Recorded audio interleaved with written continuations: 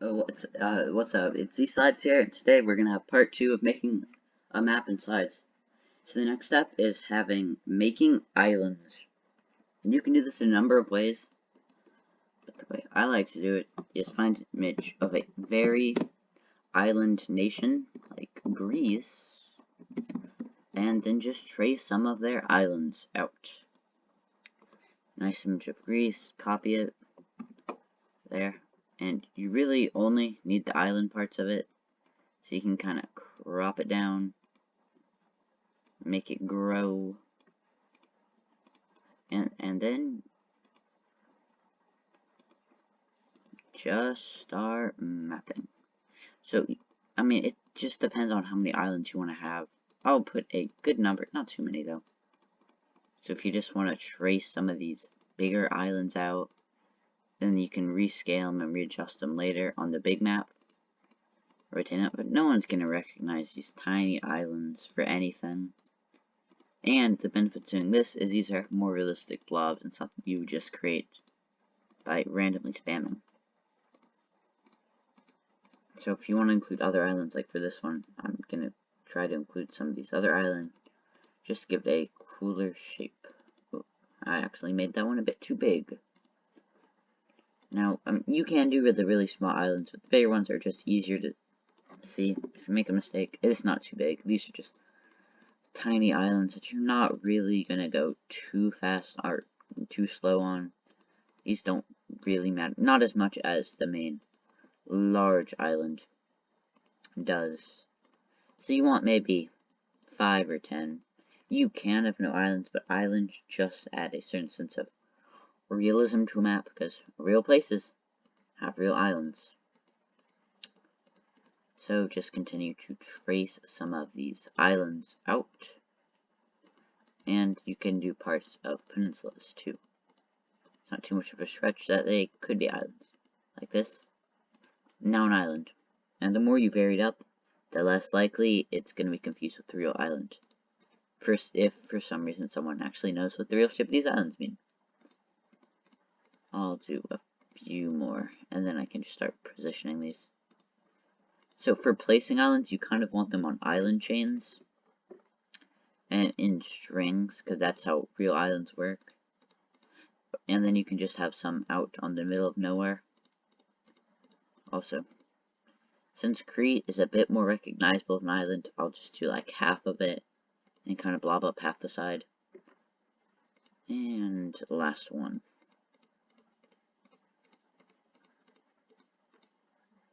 After you have all the islands, you can just shift click everything, and then shift click on the map, actual map part, and that'll just make sure you only get them. And now you can make these islands. Just place them off to the side, and I think there'd be some islands off of this peninsula right here, kind of in a bay formation. And I think they would kind of go around. You can put some smaller islands around, but not that many. This looks good over here. I think the southern island, there might be a few off the coast. Bit just off the coast. And for lore-wise, there might be one just in the middle of the lake. And a bigger island right there.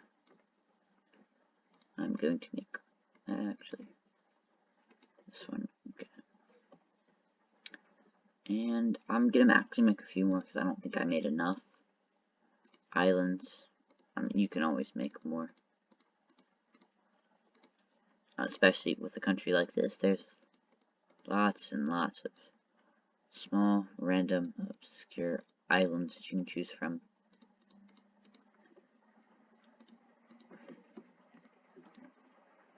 There is 3 more. First, I'm just gonna make sure there's no border, and then that. This one, I'm just gonna go right here, there. There. Now we have good island coverage. I'm just gonna group everything because that's very important for the next step. for the next step, I'm just going to make a little island. So the map I'm trying to go for is one of the ones that seems older. Since I like having outlines on maps, it just adds looks, but this looks awful because of all the different plates and stuff. So how you can get around that is by duplicating it. First step, sending it to the back, and grouping it with something off screen, like a cube. Then look, if you add a border text, oh, you gotta send it to back first, and then that it doesn't go over the top layer and can give it a nice little trim right there. I'm gonna go that, and then I'm gonna do that again, but make sure that the little object is distinct. And what you normally want to do for the second one is like a lighter color of the ocean. I'm gonna make the ocean a bit darker, but now I'm gonna make the ocean kind of having it slowly fade out onto the ocean, like that. And then I will send it to back, and I will even lighter. And then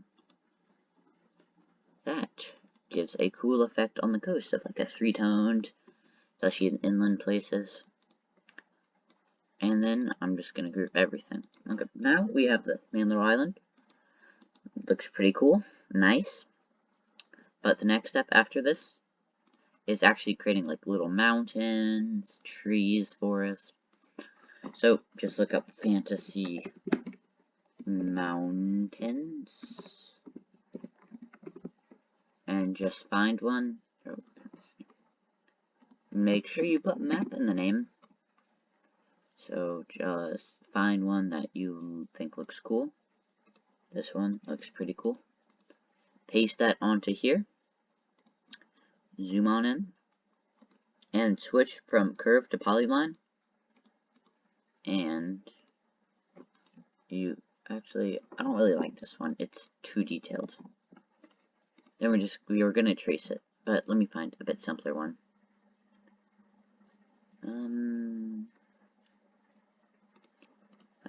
This one is a bit simpler. Can more easily be traced. But you can just kind of copy this. You want to make it try to look thin, as if it is like actual line work around it, so just keep that on this section since it's supposed to be more thicker, or shade it. Make your lines a bit thicker than they would be otherwise. And then just wrap it up around. And you have mountain. I'm gonna make some of these a bit thicker. They're gonna be tiled a lot, so once you have there, bring it over there, and it's off screen.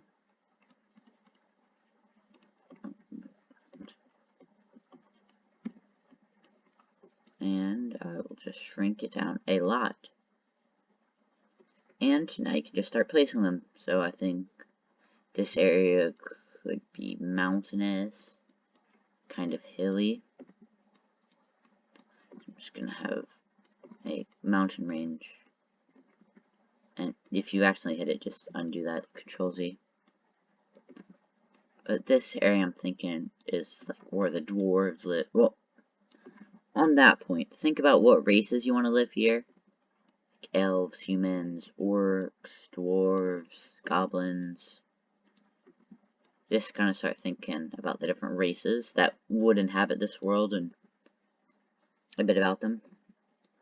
I'm going to close this one up a bit more. You can have them touching. It doesn't really matter. I like that area. Then there has to be at least one larger mountain range that kind of just encompasses the whole world, and just one large continuous one that divides the continent. Or this could be an island, but I'm trying to make it a bit bigger island. And you kind of make the mountains like forked out. They have different little tendrils, if you will, coming out from the side to just give it an impression that this is large. And the thicker you make it, the more tall it makes it appear. And I'm pretty pleased with the mountain coverage, though I'm going to increase the mountains in this area a bit more. Okay, now, once everything's done, Control A highlights everything, but since you already grouped all the land masses together, just group all the mountains together. It keeps it nice and neat, and if you want to do stuff with the mountains, like, I don't know, give them a drop shadow or something, kind of increase the look, you can do that, or if you want to make them bright pink, you know, up to you. But that's good. Now you do the same for forest. Right, now we can't really do that, so I like finding individual trees. So this one looks pretty nice. I can't delete that, and I like the curvy ones. I think this looks nice. Since this is a bit more curvy, well, I'm going to use the curve tool. Just to get those nice curves in there.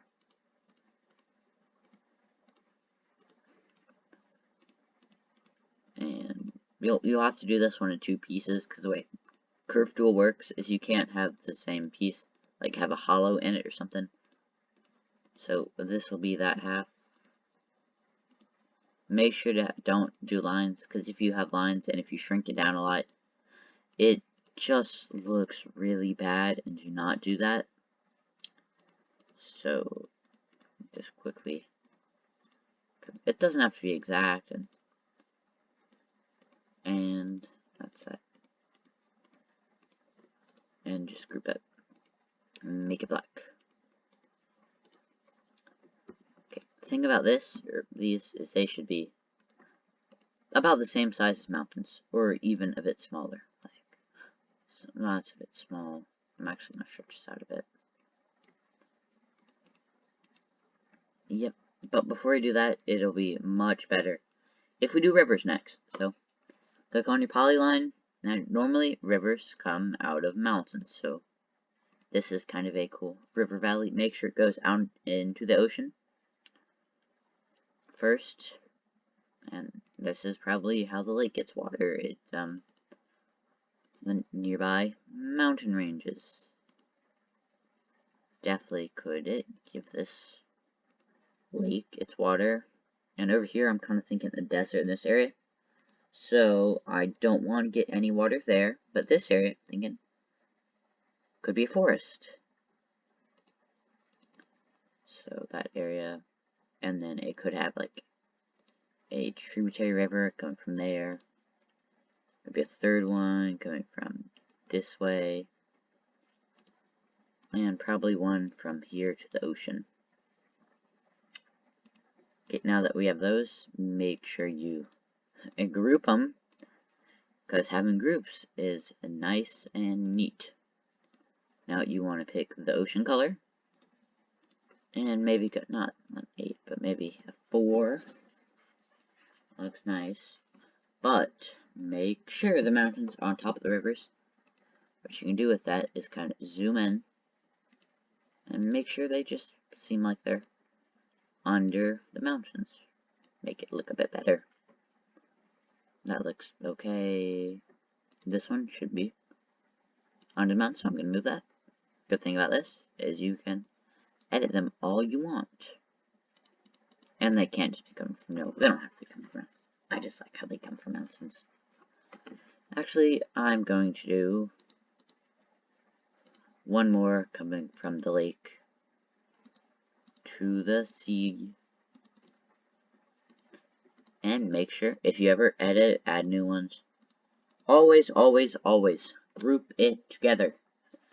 Always on groups. We'll finish up with mountains, and that'll probably be it for this episode. Or forest. Wait, small. Alright, I'm gonna get a bit closer than that. Okay. This part will probably be the longest part that you just place. You don't want them too thick, but kind of just like this is thick enough. And it depends what your forest or trees look like and how many you can fit in an area. But for this, you don't want it too tight, but not too loose. They can kind of be over the mountain just because they're the same color.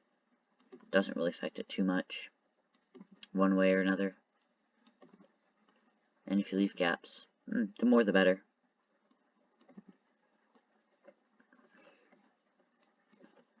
Oh, and I just moved it. Make sure you know that you move it, so then you can just Control Z. Sometimes it does move where you are, which is a bit annoying, but it can be overcome. Okay, that's that area. And then, I don't really think there's going to be that many forests in this world. But, I'm thinking one between the lake and the mountain would probably be a good one to do. I don't know if this world is going to have elves or not. I will have to think about that. But, sometimes they don't move. And I'll just cover this area. If you have really large forest, you can just select a bunch of them, a large group of forest. Well, don't do that. But you can select a large group of forest and just move them into place. And you can just kind of readjust them if they're overlapping with another forest tree thingamabobby. Okay, that's there, and I think I'm gonna have one more kind of in this rivery area, or rivers, trees along the river. Oh my gosh, it can be kind of hard to click the small little trees in comparison to the land that is everywhere else. But after you get that, I am not on a roll today. But forests do have to have water around them.